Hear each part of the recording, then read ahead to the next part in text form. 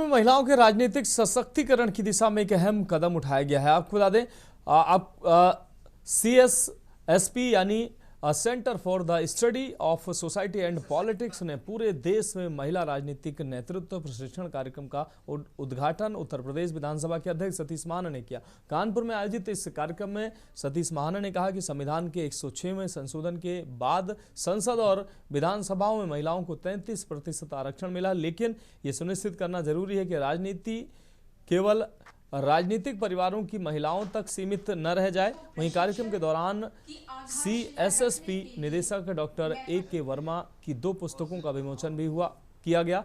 इसी कार्यक्रम में CSSP ने एक और बड़ा ऐलान किया है। अब लड़कियों की शिक्षा के लिए श्रेया स्कॉलरशिप शुरू की जाएगी। इस स्कॉलरशिप के तहत बालिकाओं की प्राथमिक शिक्षा की ट्यूशन की फीस का खर्च उठाया जाएगा। ये छात्रवृत्ति डॉक्टर AK वर्मा और डॉक्टर रानी वर्मा की पौत्री श्रेया वर्मा की स्मृति में शुरू की गई है।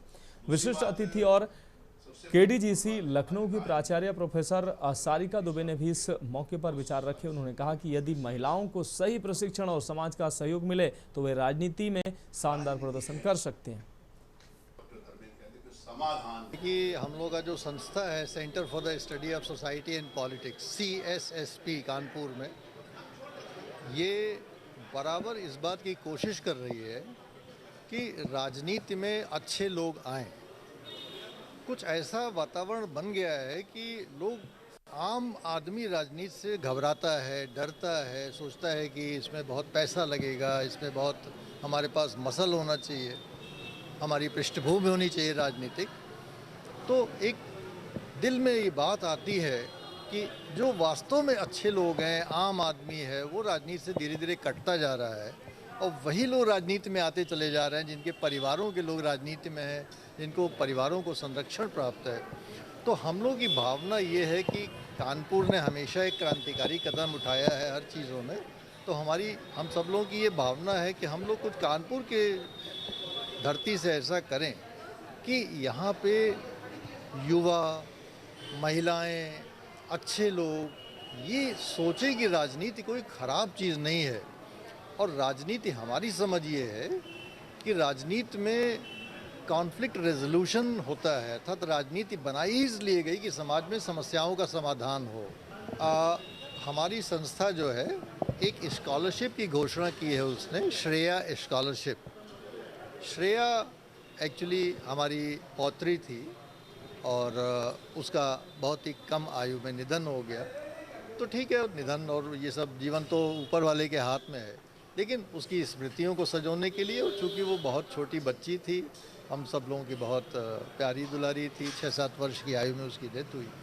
तो जस्ट उसकी स्मृतियों को जीवित रखने के लिए एक सकारात्मक कदम हम उठाना चाहते थे और इसीलिए हमने ये सोचा कि हमारे पास संसाधन नहीं है, हमारी संस्था कहीं से भी फंडेड नहीं है, उसको देश और विदेश कहीं से भी फंडिंग नहीं मिलती। हम अपने स्रोतों से ये सारा प्रयोजन कर रहे हैं क्योंकि हमारी प्रतिबद्धता है कानपुर के लिए और हमारे देश के लिए। हम चाहते हैं कि हम कम से कम एक गिलहरी प्रयास कर सकें, एक छोटा सा प्रयास कर सकें। जो हमारे सीमित संसाधन हैं उसी में से हम हर वर्ष कोशिश करेंगे कि 1-2 बच्चों को कम से कम उनकी जो प्राथमिक शिक्षा है क्लास 1 से क्लास 10 तक की, उसके लिए हम उनकी स्कॉलरशिप देते रहें, जिससे कि कम से कम कक्षा 10 तक की पढ़ाई वो पूरी कर सकें, गरीब बच्चों को, कमज़ोर बच्चों को, इस प्रकार के बच्चों को। ये हमारी भावना है। देखिए, राजनीति में महिलाओं का योगदान हो और इसके लिए हमारी सरकार ने, माननीय हमारे प्रधानमंत्री जी ने नारी शक्ति वंदन अधिनियम 2023 को विशेष सत्र में संसद के पारित कराया है। ये बहुत ज़रूरी है क्योंकि जो महिलाएं हैं वो आधी आबादी का नेतृत्व करती हैं, इसलिए महिलाओं का रिप्रेजेंटेशन आज 78 वर्षों में भी स्वतंत्रता के बाद उतना नहीं है जितना होना चाहिए। इसलिए ये एक बहुत सुंदर कदम है, बहुत अच्छा प्रयास है और मैं चाहूँगी कि वो निश्चित रूप से 35% की संख्या के साथ जब संसद हमारी सजेगी महिलाओं के नेतृत्व से, तब इसका बहुत असर सोशली, पॉलिटिकली और हर स्तर पर देखने को मिलेगा, इकोनॉमिकली भी देखने को मिलेगा। आज का जो कार्यक्रम है, जो आपने पूछा, ये बहुत सुंदर प्रोग्राम था और मेरा ये कहना है कि इसके माध्यम से निश्चित रूप से जो भावी समय में जो महिलाओं की अच्छी खासी संख्या आएगी, उस संख्या को बहुत बल मिलेगा उनको ट्रेंड करने में, इसलिए बहुत आवश्यक है। फिलहाल देश के बाद में अभी के लिए मेरे साथ इतना ही। मुझे दीजिए इजाजत और आप देखते रहिए के न्यूज इंडिया। आप देख रहे हैं के न्यूज, खबरों का सारथी।